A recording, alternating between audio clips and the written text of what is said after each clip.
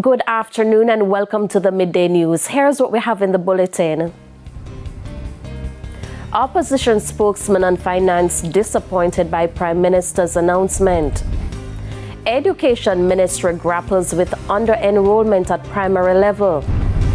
And later in sports, school football stakeholder take precautionary measures after host of matches to be held in a couple weeks. Thank you for joining us. I'm Shamela Pullen. Here are the details. Prime Minister Andrew Holness says changes are coming to how payroll taxes are deducted.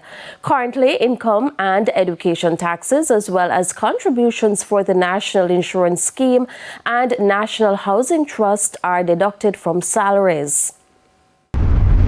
We intend to move forward with the consolidation of Jamaica's various payroll taxes into a single payroll tax deduction. The work has begun, and I have now tasked Minister Favour Williams to get it done, and to get it done quickly.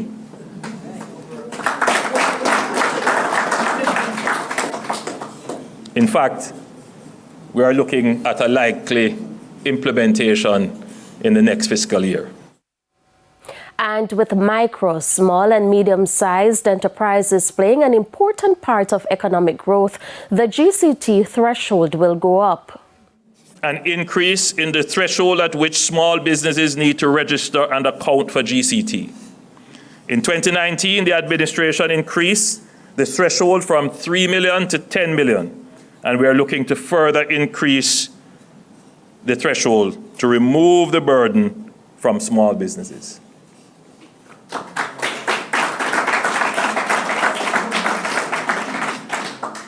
We are re-evaluating the urban renewal tax credit with the aim of enhancing its effectiveness. This involves restructuring its framework and expanding the geographical areas eligible for incentives.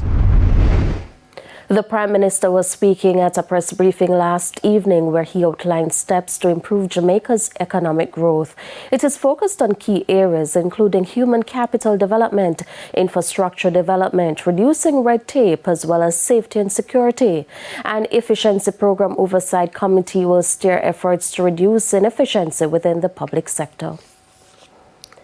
Meanwhile, opposition spokesman on finance Julian Robinson has expressed disappointment regarding the Prime Minister's recent announcement of a new growth strategy for the country. Mr. Robinson says the speech lacked substance and contents that Mr. Holness reiterated previous promises instead of implementing them. What I would say, the JLP has been in office for 2 months shy of 9 years, 9 consecutive years. And what the PM really did was to rehash a number of announcements and initiatives that have been said over the last 9 years but have not been implemented. He really didn't come to the table with anything that is fundamentally new or different.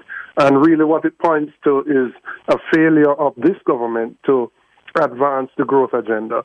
We are correctly focused on bringing our debt down, but I think to the expense of any growth strategy whatsoever. So on the eve of a general election, he's now presenting a pillar for growth. Now, why wasn't this something that was done over the 9-year period? When asked if this was a political ploy with the general elections just months away, Mr. Robinson had this to say. I don't know. I think it is to try and convince people that who have said that the country is going in the wrong direction, people who are struggling to make ends meet, that they have some plan to lift living standards for the majority of the Jamaican people. You've had 9 years to do it, and you have not been successful. And I really want to say to the Jamaican people that they shouldn't be fooled by this presentation right now, which comes 9 months before a general election is due. Why weren't all of these things done during the 9-year period? Public commentator Jermaine Bart also weighed in on the Prime Minister's speech. Mr. Bart says the speech happened in a timely manner ahead of the Jamaica Labour Party's 81st annual conference on Sunday. It's a presentation that would not have been appropriate for the conference, where you're essentially dangling the red meat and charging up the base. It's a conversation that needed to have been had with Jamaicans at large. encouraging us, inspiring us to aspire for a better Jamaica. I think the Prime Minister articulated quite clearly, quite convincingly, and quite accurately the economic journey of Jamaica, pointing to the pain points of our country with respect to things like fintech and the economic shock that has had on Jamaica at large, which ricochets to today. To a TVJ News follow-up, officials from the Kingston and St. Andrew Municipal Corporation have met with vendors who were impacted by the fire at the Pernell Charles Arcade in downtown Kingston. As you'll hear in this report, the meeting was held to discuss the way forward. Help is on the way. Mayor of Kingston and St. Andrew, Andrew Swaby, met with 56 vendors on Tuesday who were impacted by the devastating fire at the Pernell Charles Arcade in downtown Kingston. The fire gutted a section of the arcade, leaving many vendors without a place to sell their goods. During the meeting, Mayor Swaby assured the vendors that the KSAMC is committed to helping them recover from the loss. What we have said to them that, and we have said it before, is that the building is insured and the goods are not insured, and they know that. I have told them that we have got a preliminary report from the fire brigade which have not yet identified the cause of the fire. And we have said to them that we are unable to clear the spot because they are conducting their investigation. And as soon as they finish the investigation, they will give us the go-ahead to clear the location. Some vendors also presented suggestions for support, which the KSAMC is currently reviewing. For example, there's a section that is not being utilized now without a roof, and they say if we could put something like a tarpaulin on it. No, these are from the vendors, are from the vendors themselves, and provide some lighting inside there. And those who can pick up their pieces to start before the Christmas season kicked in. And we are willing to look at that. I've asked the city engineer department to go in tomorrow morning. The vendors have expressed satisfaction with the meeting, deeming it a success. The immediacy would fall in getting the space that is there vendor ready so they can have a little space to do some selling for the Christmas. You clean up the space and get it covered as best as possible. Because the pot burning already, to see how the spot can regulate for us, see if him can get some roof that we can get our life together. And I'm holding him responsible to see how quick we can get our life together by getting the roof up and see that we can mark out a spot and move on. We know it is very hard and difficult, but we're asking him to make a request unto the Minister of Labour to see what he can do for us. A decline in birth rates and migration continue to impact primary school enrollment. The Jamaica Teachers Association has weighed in on the issue on TVJ Smile Jamaica Wednesday. But President of the JTA, Dr. Mark Smith, says it won't be an easy fix. More than 200 primary schools in Jamaica are operating below half capacity, according to recent data from the Education Ministry. This represents approximately 40% of the 604 schools at this level. President of the Jamaica Teachers Association, Dr. Mark Smith, says the decline is driven by migration and falling birth rates. What we have found is that we have some schools that are overcrowded and other schools are underpopulated. And so we find in more rural communities and in some instances in some urban communities where there may be higher levels of crime, you're going to find that parents are pulling their children and moving them to other institutions. But that does not negate the fact that we're seeing a population decline. And that's really a function we're observing globally, particularly in countries where you have an increase in the education levels. Because usually what we see is as people get more educated, as population gets more educated, the birth rates go down. And in some countries, it is an existential threat. However, Dr. Smith says ensuring access to education remains a top priority, which is why some institutions remain open despite low student numbers. In many instances, what the data is picking up is that many of those children find schools, other schools to attach themselves to. However, we have to think about this as within the context of equity and equality and access, because what we are finding again is that in many rural communities, if the community is dying, then you're going to find find that those children now, if you were to close the schools, for instance, in those areas, and the closest school is 15 or 20 kilometers away, how are you going to end up having those children? Can the parents afford to get them to school? And people say, oh, just bus them in. That's madness. I've heard people say that. And I said, yes, but when you talk about the road, some of those places, no vehicle will drive there. And so even if you're thinking about putting a bus system, you'd have to fix the roads. But the JTA says the issue is not going to be an easy fix. What you're talking about are patterns that are sometimes deeply entrenched in economics, in one. Sometimes changes in social norms. So, there was a time when people would have 10 children. That's not the case now. You're finding people having 1 or 2. People are getting more educated, understanding what it takes to actually take care of children. And so it's changing those norms. I think it is a role for the Family Life Planning Board for them to work with a strategy. Because we had this strategy about 2 is too many, many years ago, and that worked very well.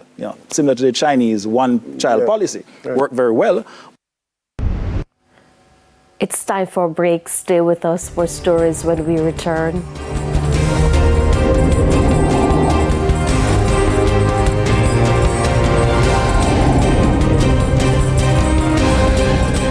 Welcome back to the Midday News. The St. James Health Department says COVID-19 vaccinations are no longer available at the local facility. But Medical Officer of Health for the parish, Dr. Francine Phillips-Kelly, says the influenza vaccines are still being offered to persons in high-risk groups like pregnant women.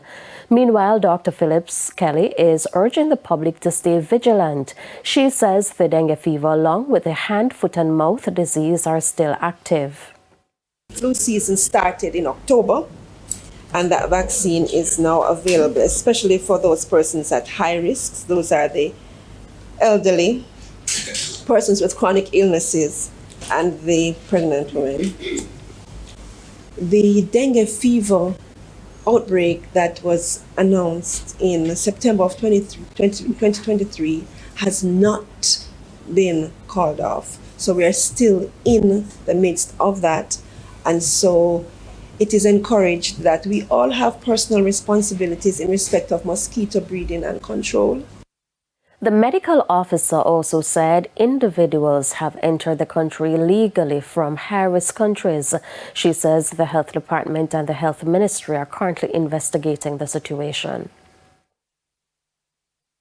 We did have a few cases of illegal entry into our country, so these individuals would not have used our regular ports of entry, but they have come in on alternate locations.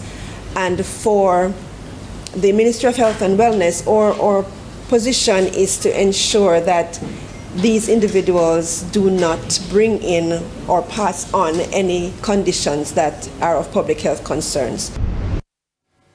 It's now time for the Business Minute. The Jamaica Money Market Brokers, JMMB, has announced its financial results for the 6-month period ending September 30. It has a net profit of $696 million, or 30% share. This significant turnaround follows a loss of $1.47 billion in the first quarter of the financial year. The company's net operating revenues reached $11.37 billion, demonstrating a remarkable recovery. JMMB is one of the leading financial services provider in Jamaica, offering a range of investment, banking, and insurance solutions.